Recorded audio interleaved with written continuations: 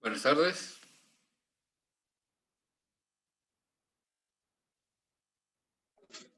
Hola, Lick, buenas tardes.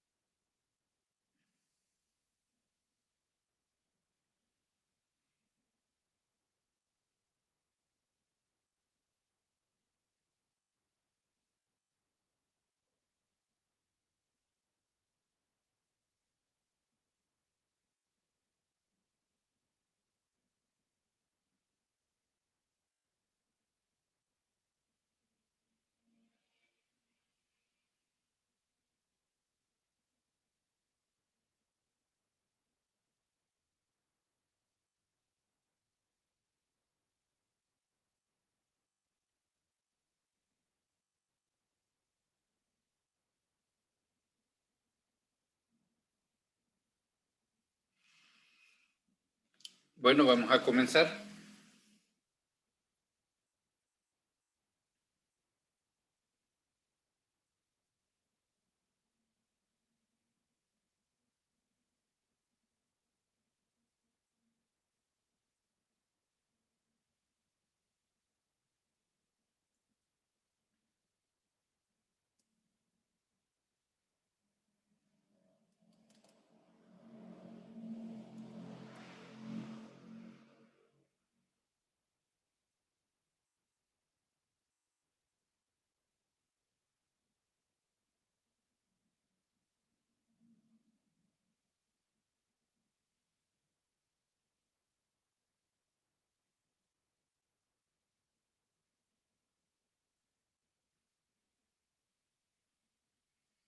Bueno, tenemos ahora lo que es el derecho del mar.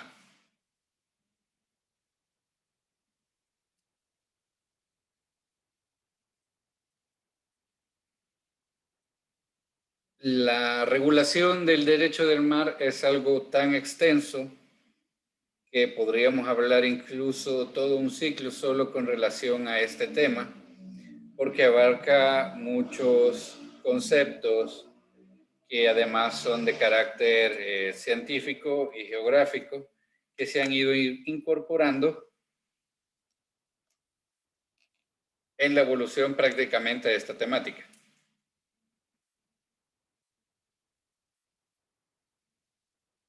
Tenemos como antecedentes lo que ya hemos mencionado en otras ocasiones, lo que es el proceso colonizador derivado del descubrimiento de América. Por los países europeos hubo prácticamente una especie de repartición tanto del continente, de espacios geográficos, como del océano, limitándose Entre estos, la navegación, el contacto y el acceso tanto del océano como de espacios geográficos terrestres. Y en 1493 surge lo que se conoce como Bula Intercostea.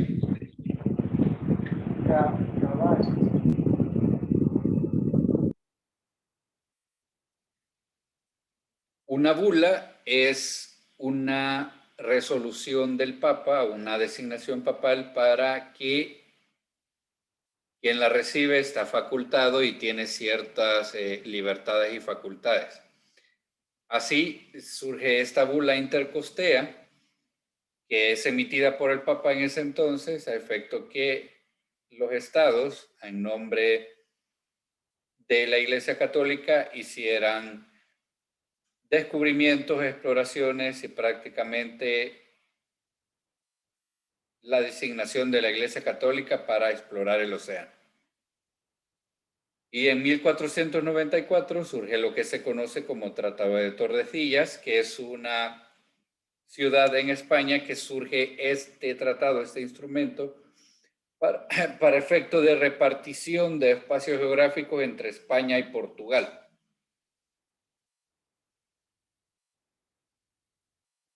Y es a partir de ese punto, que también lo hemos mencionado, que surge el concepto de lo que vimos en el justnaturalismo, bajo los pensadores del derecho natural, surge la concepción de que todas las personas somos humanos por naturaleza y debería de ser reconocidos nuestros derechos a partir de esa concepción. Esto debido a la violencia en los procesos colonizadores, en la conquista, y que además los nativos, los indígenas, deberían de ser incluidos en el derecho natural. Y además surge el concepto del derecho del mar, por la idea de que el océano no debería de tener ninguna restricción y mucho menos la repartición que estaban realizando los países europeos. Y surge este concepto que es el mare liberum o la liberación del mar, bajo el concepto de res communes omnium. Esto significa que el mar es una cosa común y le pertenece a todo el mundo, que no debería de tener una limitación o una repartición, y mucho menos debería de ser posesión de ningún estado. Es así que surge esto por el proceso colonizador, los procesos colonizadores violentos y además la repartición del océano que hacen los estados. Y los pensadores del justnaturalismo le dan impulso a la liberación del mar. Luego, en el aspecto, digamos, evolutivo del derecho del mar, se van estableciendo además los principios del derecho positivo, que debería de haber cierta regulación por escrito entonces con relación al océano. Y surge el concepto de lo que se conoce como mar territorial, que es la pequeña franja o el espacio geográfico del que el Estado tiene jurisdicción sobre el océano. Este pensador, Vainquerchoc, establece en su escrito denominado Dominio Maris que al menos está bien que el océano sea libre, pero que los estados al menos deberían de tener un espacio geográfico de jurisdicción. Y es donde se empieza a gestar la idea del espacio del mar territorial. Y surge finalmente el Tratado de París de 1856 bajo esta ideología o este concepto de que debería de existir un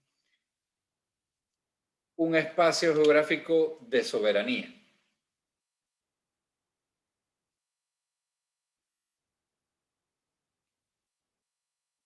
Luego, más adelante, tenemos una conferencia internacional para tratar de codificar el derecho del mar, es decir, para establecerlo en el derecho positivo, tratar de regular aspectos e incorporar reglamentaciones con relación al océano, y surgen 4 convenios de Ginebra en 1958. Luego, en 1960, una segunda conferencia para resolver límites del mar territorial y los límites de la pesquería. Como vemos, hay aspectos que se han ido incluyendo en el derecho del mar, y esto hace que sea tan extenso que además no se comprendería todo lo que tendría que regularse con relación al océano, y un código o un tratado, una convención, una conferencia sería insuficiente, porque siempre se van incorporando nuevos conceptos a esta regulación. De estos convenios de Ginebra surgen, por ejemplo, el convenio sobre el alta mar, la plataforma continental, el mar territorial, la zona contigua, sobre la pesca y conservación de los recursos vivos. Vemos que solo de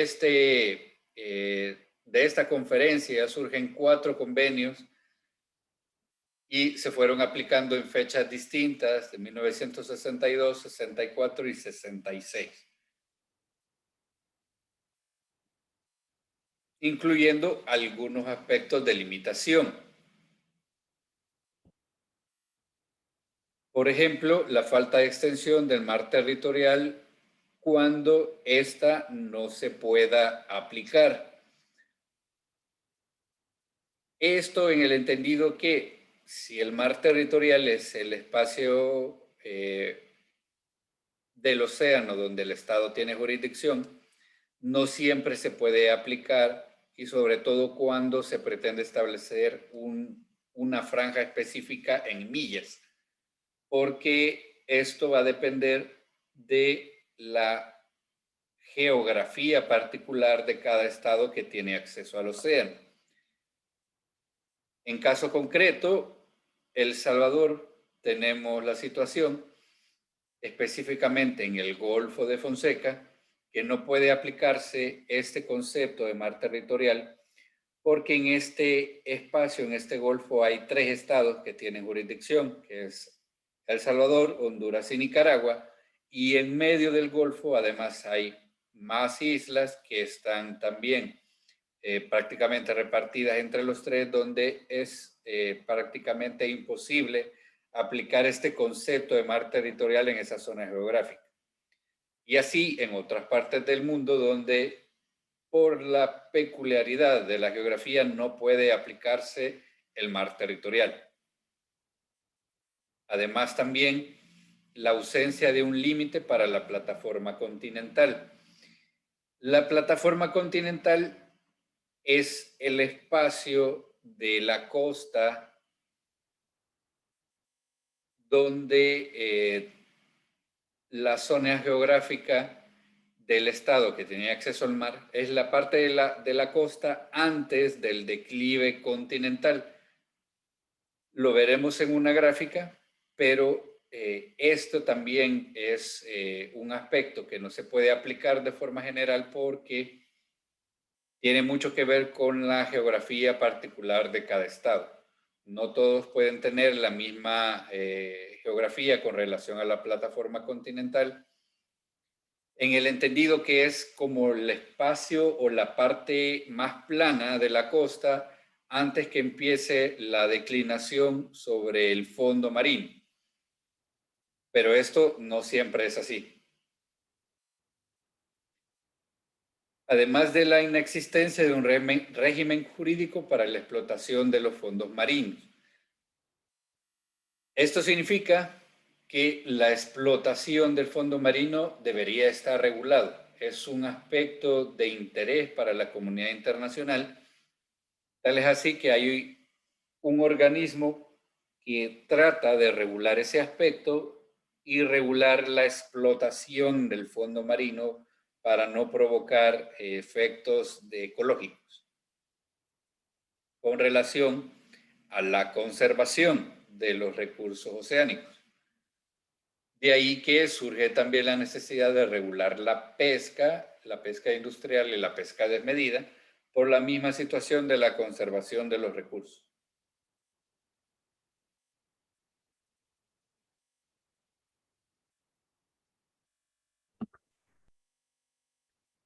Luego surge una tercera conferencia sobre el derecho del mar, incluyéndose circunstancias políticas, técnicas, económicas, de estructura de la sociedad internacional con relación al océano.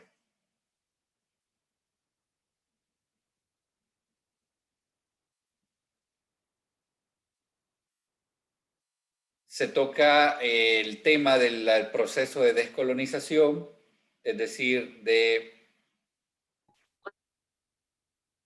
estados que logran su independencia de otro y que además son estados o territorios conocidos como ultramar, que eran dependientes de estados europeos todavía, digamos, históricos con relación a la conquista o a la colonización, y que fueron descolonizándose para tener plena soberanía, además de identidad con relación a su espacio, con relación al océano. Surge el principio de soberanía permanente sobre los recursos naturales, es decir, la autonomía que es de administrar los propios recursos naturales, más allá de que no exista una sobreexplotación y contaminación, para no afectar lo que tenemos después, que es el desarrollo económico. Es decir, el océano es sumamente importante para la humanidad en general, y de ahí la necesidad que surja regulación para la conservación de todos los recursos oceánicos, porque no tiene sentido que explotemos el océano hasta quedarnos sin recursos. Debería de existir una regulación específica en ciertos puntos para efecto de conservación. De ahí que la tecnología vuelve más necesaria esta regulación, porque se aplican nuevas técnicas para la exploración, la explotación de los recursos, y puede provocar escasez, riesgos de agotamiento, explotación y contaminación. Y es justamente lo que se debe evitar y lo que debería de regular el derecho del mar o derecho del océano.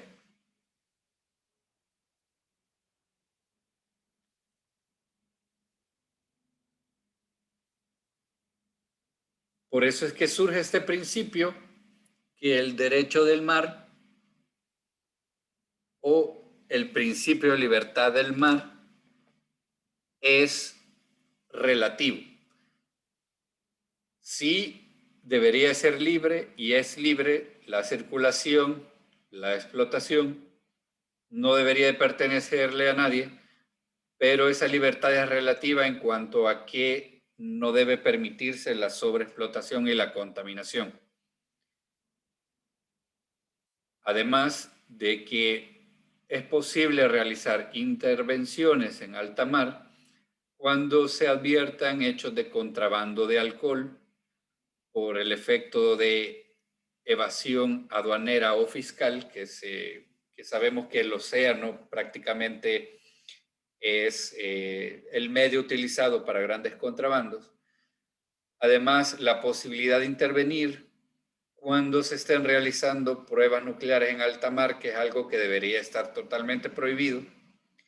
Y además la posibilidad de intervenir cuando se esté realizando tráfico de personas, piratería o el traslado de personas privadas de libertad, entre otras, la esclavitud, trata y cualquier medio de explotación humana. Deberían de ser elementos para poder intervenir en alta mar y evitar estas circunstancias.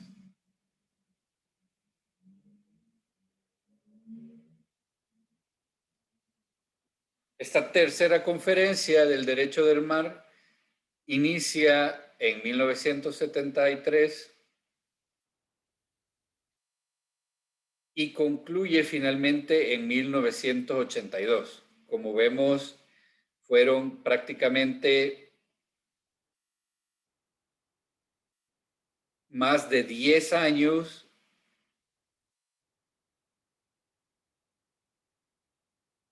que se pretendía regular aspectos del océano.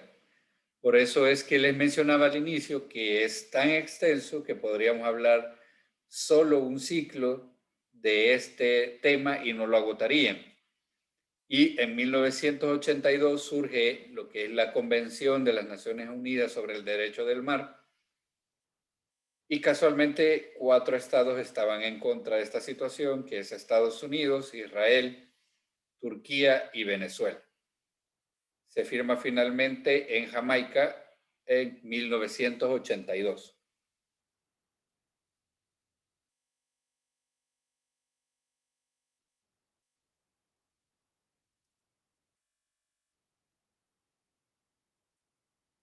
Dentro de toda la evolución del derecho del mar, hay conceptos que se han ido incorporando y desarrollando por el aspecto científico geográfico que requiere ser regulado. Por ejemplo, el concepto de agua interior y hacer la diferencia entre agua interior y mar territorial. El agua interior es el agua marina o no continental que tiene su límite exterior en el mar territorial y el interior en tierra firme. Esto se entiende mejor con un pequeño ejemplo que se lo voy a graficar acá. El agua interior o mar interior es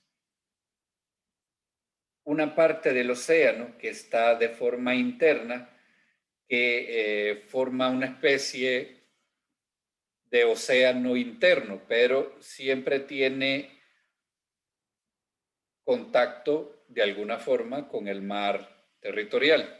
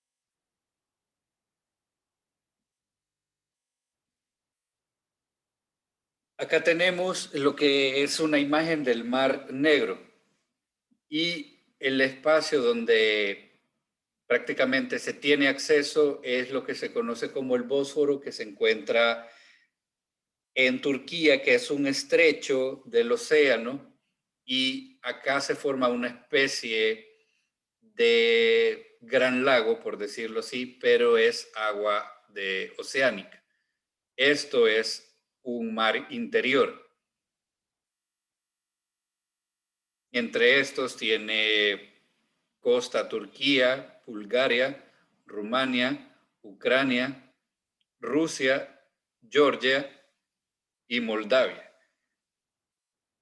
Y el paso es a través del Bósforo o estrecho del Bósforo que se encuentra en Turquía. Esta es una situación bien particular. Como vemos, entre estos estados hay varios que no podría aplicarse el espacio de mar territorial o las millas de jurisdicción por el efecto de que están demasiado cerca.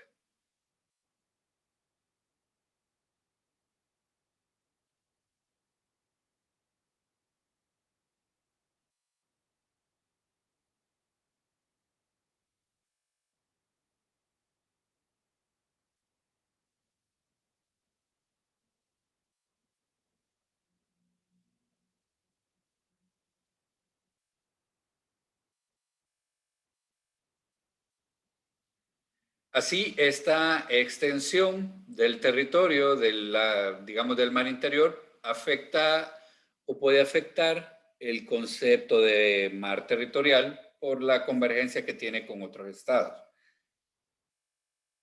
Hay otro concepto que es estado ribereño, que el estado ribereño es un estado que además de tener jurisdicción sobre el océano, es sobre un río, que también veremos la gráfica más adelante.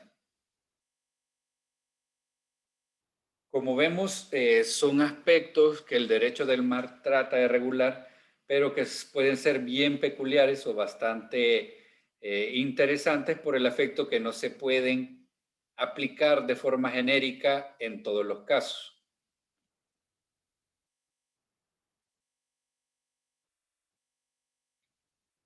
Este es el gráfico que corresponde al estado ribereño. Aquí tenemos la imagen entre Argentina y Uruguay y el famoso río, que es el Río de la Plata. Se forma una especie de franja que además de que converge el océano, converge el río y es altamente navegable entre los dos estados. Esto es lo que se conoce como estado ribereño, porque además de tener jurisdicción sobre el río, lo tienen sobre el océano. Y vemos que tampoco puede aplicarse el concepto de mar territorial en ese aspecto, porque además de la cercanía y la convergencia, no es del todo mar, sino que es un río.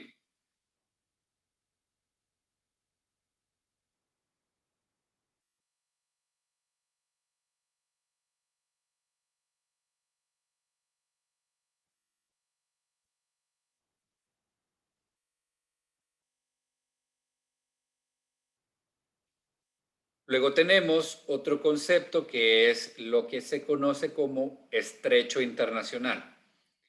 El estrecho es un paso que tiene comunicación dos partes de alta mar y es utilizado para fines de navegación internacional. Ejemplo concreto, el Canal de Panamá, que es un pequeño paso de navegación internacional y tiene conexión con dos partes de alta mar.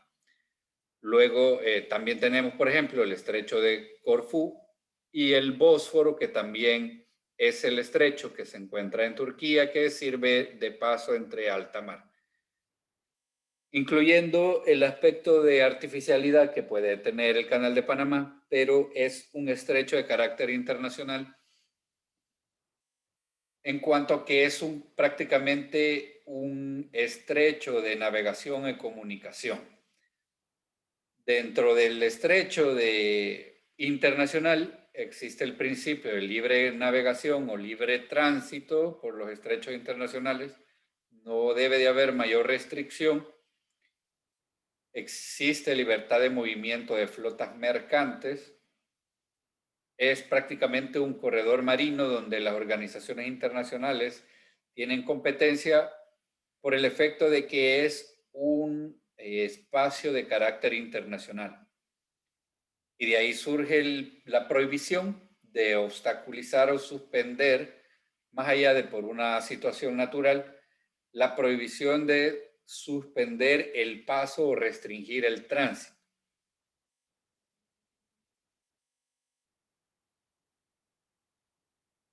Y dentro del estrecho, además, el concepto de estado ribereño, que los estados, en este caso, mantienen la soberanía sobre los recursos, la preservación y la conservación, además de la libre comunicación, tomando en cuenta que no es océano, sino que es un río que probablemente tenga un aspecto natural de limitación a la navegación.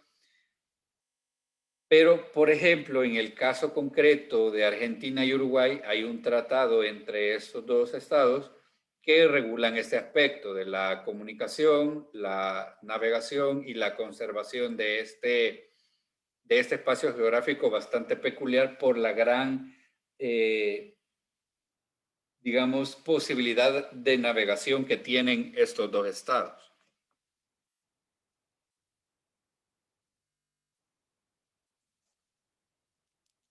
Y con relación al estrecho del Bósforo, también hay una convención de 1936. En el estrecho de Magallanes, entre Argentina y Chile, también hay una regulación. Y el estrecho de Gibraltar, que es el espacio también de navegación entre España y Marruecos, conocido específicamente como estrecho o península de Gibraltar, y son prácticamente espacios de carácter de navegación internacional.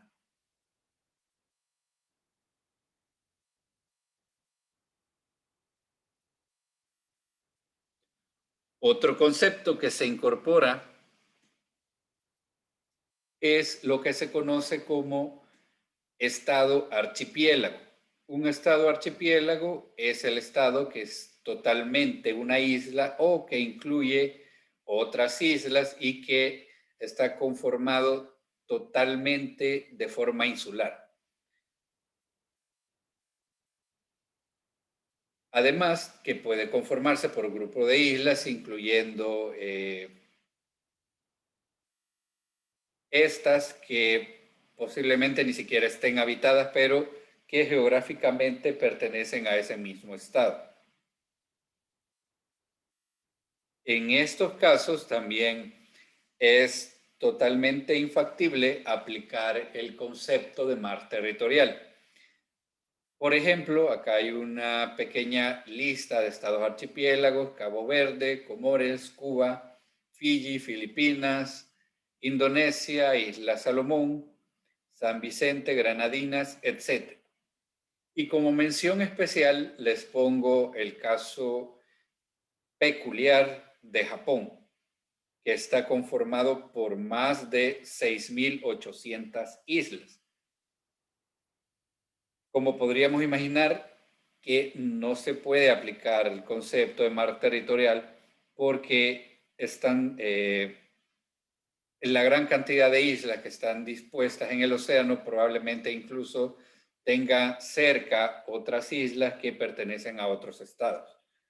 Como vemos, la peculiaridad del océano implica que hay muchas cosas que deberían de estar reguladas, pero que no siempre se pueden aplicar de forma general o de forma genérica. Y con relación a los estados archipiélagos, existen tres aspectos específicos que tienen la obligación de respetar los acuerdos existentes con otros estados con relación a las islas. Esto porque no siempre las islas están ocupadas o habitadas, entonces los estados deberían de ser responsables en cuanto a respetar la soberanía de cada espacio. Respetar la pesca tradicional y la pesca industrial para efecto de no afectar a estados o islas colindantes adyacentes. No realizará, por supuesto, actos de contaminación para efectos de prevención y, por supuesto, no afectación a otras islas. Y además de respetar la situación de lo que se conoce como cables submarinos, que más allá de eso tienen la obligación de conservación y reemplazo cuando sea necesario. Los cables marinos son cables que están debajo del océano que sirven para efecto de comunicación y telecomunicación, y los estados tienen la obligación de respetar estos elementos o cables que se encuentran en el fondo marino.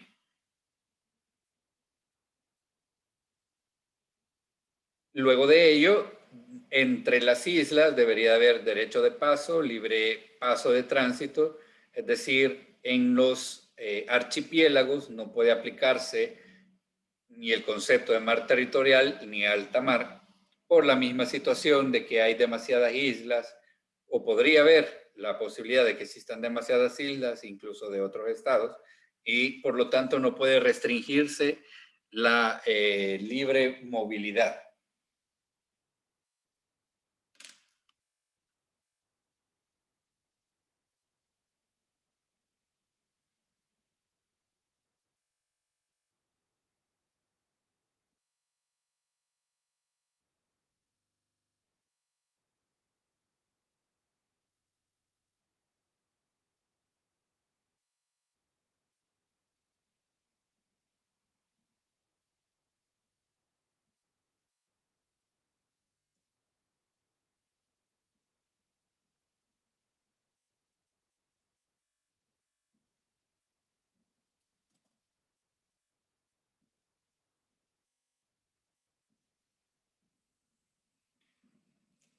nos vamos a quedar hasta acá porque tengo ciertos avisos y noticias. Primero, ya está alojado el foro con relación a la actividad número 3 para que puedan entregarla por ese medio. Si han realizado video, pueden hacerlo en una página de Word, por ejemplo, y ponérselo en link para que no tengan problemas con relación al peso del archivo. Debo entender que ya todos tienen grupo o al menos tienen tema para los que decidieron hacerlo de forma individual y que no existe ningún inconveniente al respecto. Debo entenderlo así. Y recalco eso porque por ser la última actividad no voy a tener tiempo para asignar nuevos temas o dar oportunidad de nueva fecha de entrega o postergar la fecha de entrega. Entonces hago hincapié en ese punto. ¿Alguien tiene algún inconveniente con relación a los temas o al grupo o a su trabajo individual? No, licenciado. De acuerdo, debo entenderlo así entonces. Pasando a otro punto, hay dos actividades más con sedes diplomáticas. La próxima es este jueves 27 de mayo. Es con la Embajada de Perú y me la han señalado a las 10. Sé que probablemente tienen actividades laborales o tienen otro tipo de actividades. Siempre les hago hincapié que se trate de aprovechar la oportunidad y participar en esto. Y esta porque incluso probablemente sea directamente el embajador de Perú acá en El Salvador sea quien participe. Entonces, esa es una gran oportunidad. Esa es la primera. Y la segunda es para el viernes, el día siguiente, viernes 28. Esta es a las 5 de la tarde. Probablemente tienen clase a esa hora. Tienen clase el viernes a las 5. Yo sí tengo clases. Ok. Sí, igual. Bueno, algunos veo que tienen y otros no. De igual manera, es la misma invitación. Si pueden participar, háganlo porque en esta nos va a acompañar un cónsul de carrera que además tiene experiencia en instrumentos de carácter mercantil o de comercio. Entonces, es importante que puedan escucharlo y participar de esta actividad. Entonces, para repetir, la primera es el jueves 27 de mayo a las 10 de la mañana. Y la siguiente es el viernes 28 de mayo a las 5 de la tarde. Los que puedan participar, la indicación siempre, por favor, mantener la cámara encendida, el micrófono apagado. Y los que tengan la cámara encendida, por favor, digamos la vestimenta lo más en orden posible. ¿Pregunta o comentario? La del día jueves es también a través de Zoom.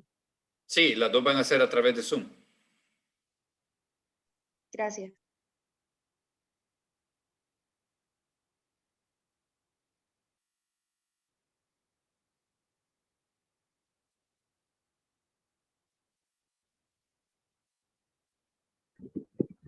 Buenas noches, profesor. Solo saber nada más si en el caso de nuestro grupo la actividad se recibió sin ningún inconveniente. Sí, no tuve problema ninguno, todo en orden. Perfecto. Y solo, perdón, no me quedó claro. ¿El jueves a qué hora sería entonces la actividad? Jueves 10 de la mañana y viernes 5 de la tarde. Bueno, me incorporaría en el caso de jueves porque yo sí tengo clase hasta las 10:40. Pero veré si puedo un poco antes incorporar. De acuerdo, los que se puedan ir incorporando, si tienen otras actividades, no hay ningún problema. En la actividad anterior sé que había algunos compañeros que se querían incorporar. Lo que sucedió es que no era yo el hospedador, entonces no era yo quien les daba el acceso. Esta vez voy a tratar de coordinar esa situación para estar pendiente de poderlos ingresar cuando estén en la sala de espera.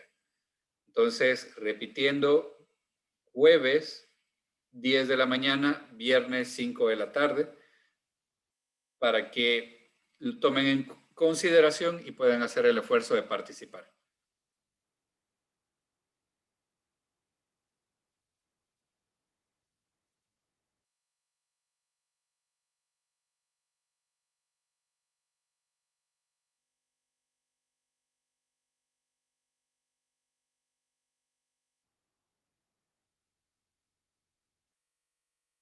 Bueno, si no tenemos más preguntas, entonces nos quedaremos hasta acá. Y nos veremos el día jueves, que es nuestra clase. Muchas gracias. Buenas noches, licenciado. Gracias, Buenas buenas noches. noches. Buenas noches. Buenas noches, Nick. Gracias.